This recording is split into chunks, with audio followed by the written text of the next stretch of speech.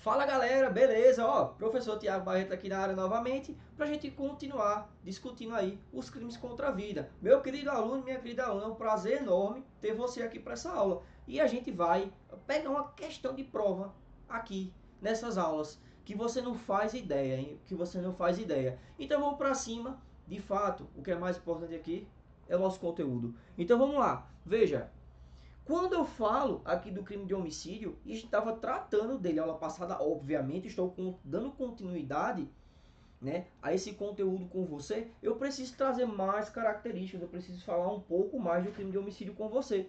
Trazer de fato pontos que são relevantes, que podem sim ser cobrados na sua prova. Então, falando aqui de características do crime de homicídio, por favor, eita, deixe-me voltar aqui. Por favor, se atente que o crime de homicídio é sim um crime comum, beleza? Tá aí para você uma característica, é um crime comum, show? Quando eu falo, já trouxe aqui essa informação na verdade para você, só que vou dar mais uma ressalva, vou reforçar para você que se trata de um crime material. Tiago, crime material, sim, precisa de um resultado naturalístico para que haja a consumação do delito. Lembra a história da morte? Por isso que a pessoa, de fato, venha a óbito, né? Que ela venha a ter a sua vida retirada, ali naquele sentido, né? Para que exista a consumação do crime, assim posso dizer. Então, sim, de fato, é um crime material. E a terceira característica é que se trata, sim, de um crime de dano, beleza? Então, é um crime comum, material e de dano. Por favor, anote isso para mim, esse aspecto. Show? Então, estamos aqui, não sei se você percebeu, não sei se você já acabou estudando isso alguma vez na sua vida, mas estamos ainda no caput do artigo 121. Estamos tratando do homicídio em sua modalidade simples. Em sua modalidade simples. E eu tenho alguns detalhes ainda para falar dessa modalidade simples com você, que seria basicamente da hipótese de ser crime hediondo. Crime hediondo, Tiago, e existe homicídio simples que é hediondo. O homicídio em si, ele pode ser crime hediondo? Vamos lá, vamos segurando um pouquinho esses questionamentos, mas aqui, aos poucos, nos momentos que realmente, de fato, eu posso ir discorrendo a informação, eu trago para você. E a primeira vem agora, falando sim de crimes hediondos. Veja, o homicídio simples,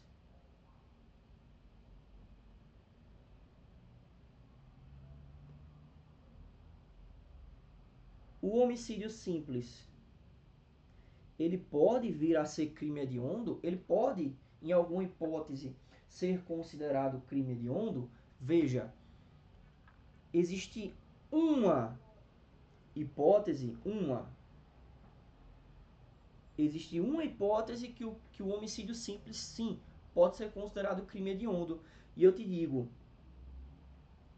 acontece que o homicídio simples pode ser considerado crime hediondo quando ele é praticado em atividade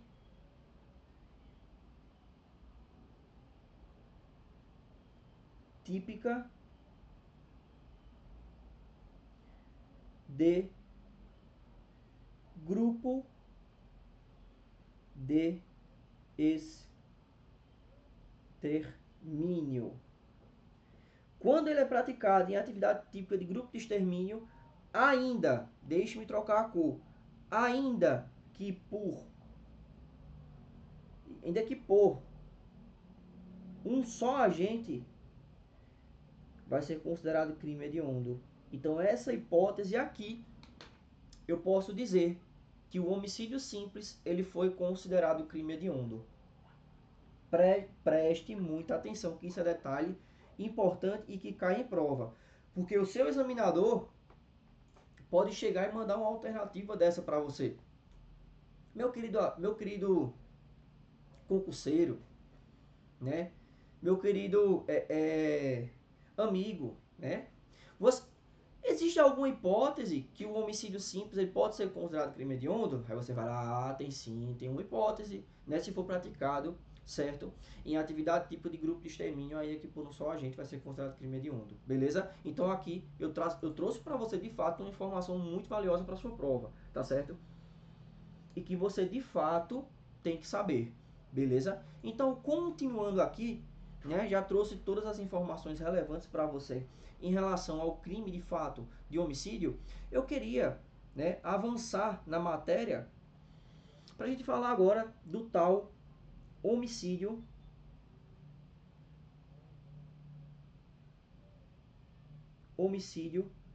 privilegiado.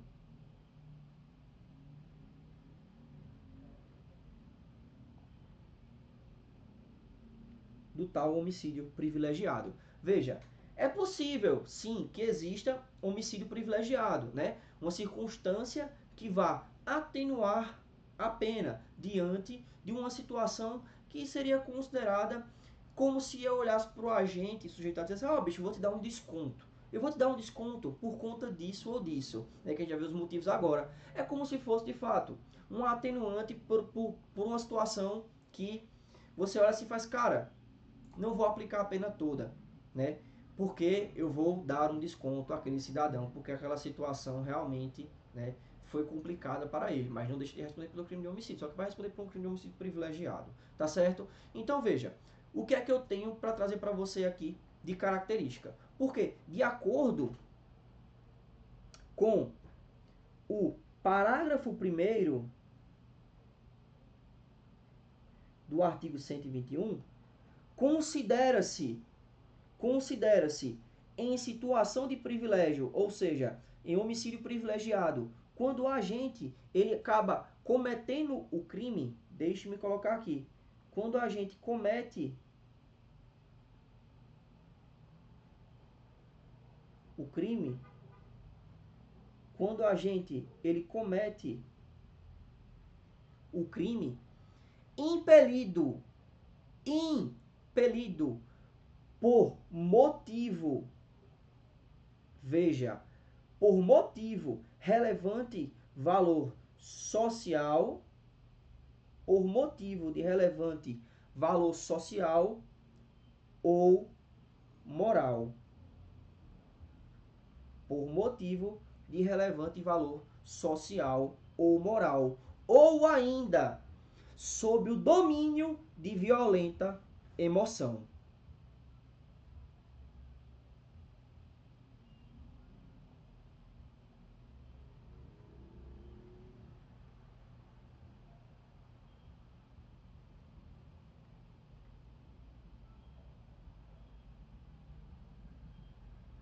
Domínio de violenta emoção, logo em seguida,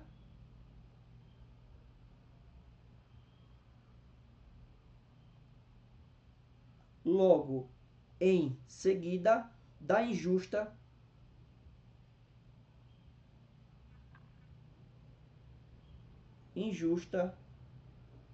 provocação. Veja, por favor, se atente aqui aos detalhes junto comigo. Comete o crime de homicídio impelido, veja, impelido por motivo de valor social. Como assim, Tiago? Né? Um motivo de valor social, né? Como diz aqui o parágrafo 1º, né? Considerado aí um motivo de relevante valor social. Veja, um exemplo que é dado ocorre quando o agente ele acaba, né, matando um estuprador.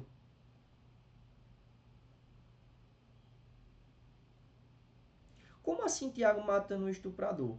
Veja, imagina que em alguma comunidade, em algum bairro, exista algum estuprador que está tocando terror e está todo mundo com medo. E o cara, né, um cidadão, acaba achando ele na rua e acaba matando ele, beleza? E acaba cometendo um crime de homicídio, né? Nesse sentido, teve um valor social diante desse aspecto para considerar o privilégio. Por que, Tiago, valor social? Porque se trata de um motivo, né, que corresponde ao interesse coletivo, certo? Assim, dessa forma, né, se coloca um aspecto de valor, de fato, social, porque está envolvido com a coletividade, né? Perceba que nesse exemplo que eu lhe contei, o estuprador estava, né, atazanando, assim pode dizer, a população. E de uma maneira social, houve esse reconhecimento, né? Esse contexto social, esse reconhecimento. Perfeito? Continuando aqui, falando de um relevante valor moral, veja, diferente do social, obviamente, o relevante valor moral seria uma circunstância, certo?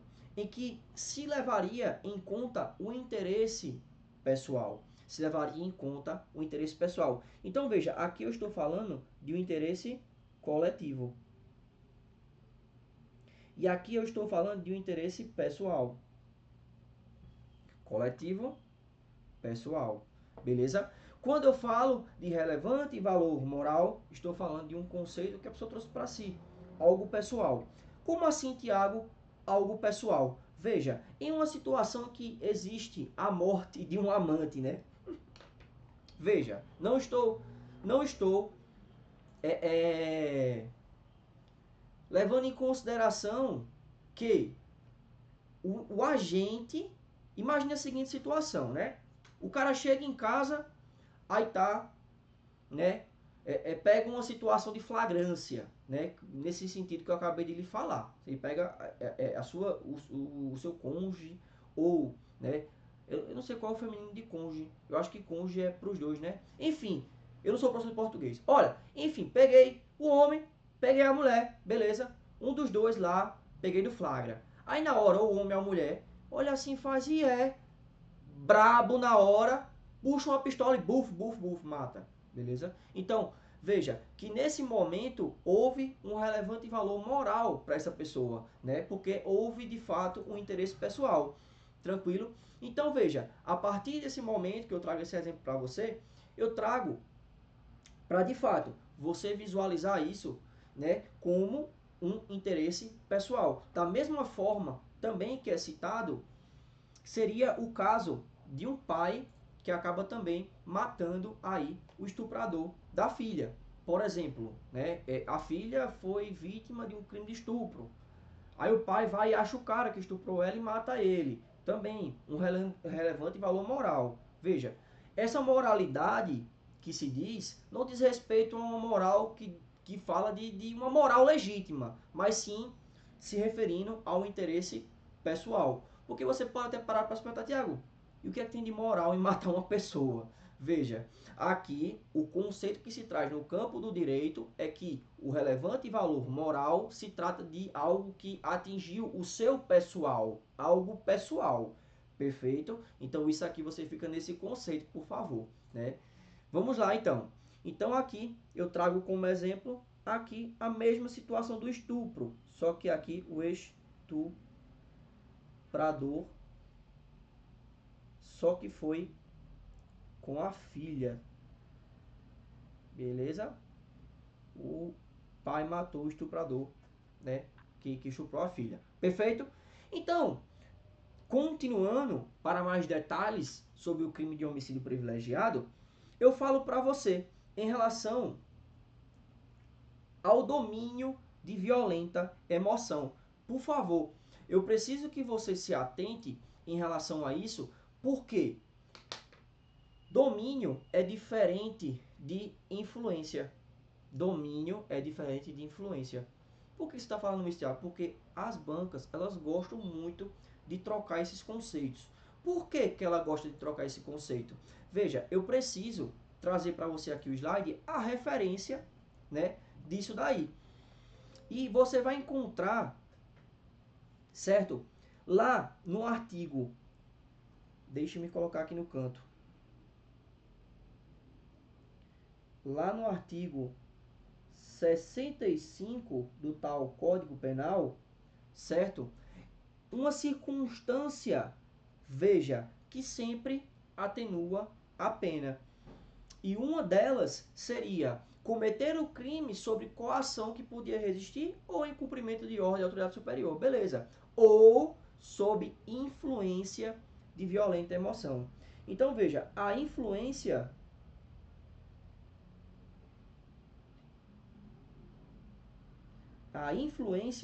de violenta emoção é uma circunstância que sempre atenua a pena e é encontrado lá no artigo 65 do Código Penal.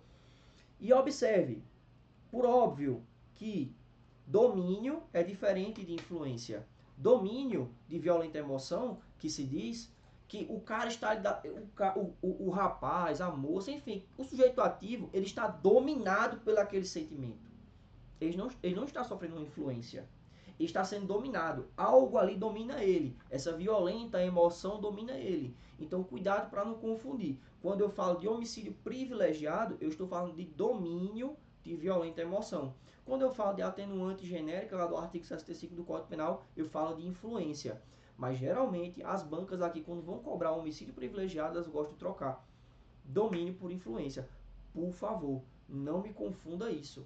Por favor, é domínio de violenta emoção. Só que aqui eu tenho mais um detalhe, né? Esse domínio, ele é justificado por acontecer logo em seguida a injusta provocação.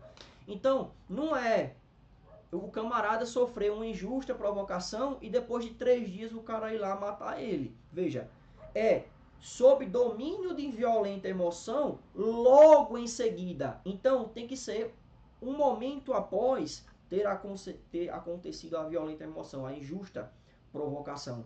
Então, veja, estou dominado por essa violenta, domínio por essa violenta emoção. Logo após a injusta provocação, eu cometi o crime de homicídio. Aí sim, beleza, homicídio privilegiado. 3 pontos interessantes aqui que você tem que anotar. Veja, trago para você aqui 3 pontos interessantes. O primeiro, o agente ele tem que estar em domínio de violenta emoção. O segundo ponto é que essa parada acontece logo em seguida, certo? Logo em seguida de que, Tiago? Da injusta provocação. Logo em seguida a injusta provocação, certo? Esse logo em seguida é importante demais, porque eu falei para você, é no momento, né, no calor do momento que acontece a situação, né? Não é 3 dias depois, aí não é logo em seguida, né? Deu tempo do cara pensar, dele relaxar, do domínio de violenta emoção passar.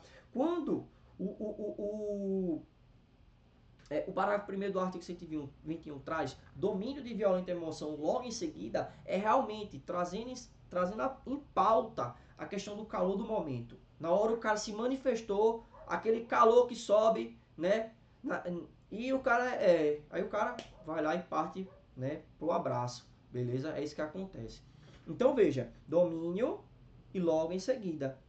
Tiago, e qual é o benefício, né, que o camarada tem em cometer um homicídio privilegiado? Porque se ele é privilegiado, ele vai ter um benefício, que eu falei para você, que seria a atenuante da pena. A pena ia reduzir, agindo em privilégio. Então veja, a redução que eu tenho aqui de falar com você seria uma redução de 1/6 a 1/3. Por favor, certo? Por favor. Isso cai tanto em prova, essa redução de pena, que eu não sei não, de 1/6 a 1/3. Então, cometer o crime de homicídio diante deste cenário aqui que eu trouxe para você, veja, haverá uma redução de 1/6 a 1/3, certo? Na pena. Tranquilo? Então, por favor, fique atento em relação a isso, tá? Só pra gente finalizar esse bloco aqui, como eu falei, eu não quero fazer blocos grandes aqui com você. Blocos curtos vão te ajudar na minha concepção. Tranquilo, deixa eu colocar minha caneta. Passar aqui o slide. Pronto. Uma observação.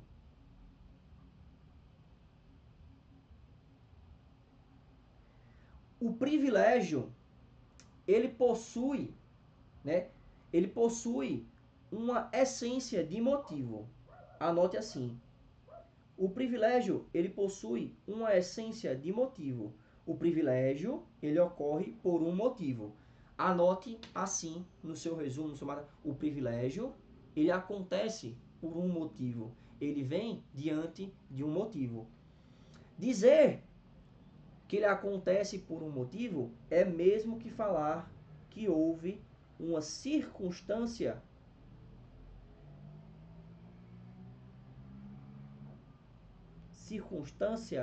subjetiva. Beleza? Existe uma diferenciação e é importante que você o saiba. Quando eu falo que aqui, né, no privilégio houve uma circunstância subjetiva caracterizando aqui o privilégio, eu estou falando de motivo. Então o privilégio aconteceu por um motivo. E perceba, se a gente voltar aqui no slide, tudo isso aqui, veja.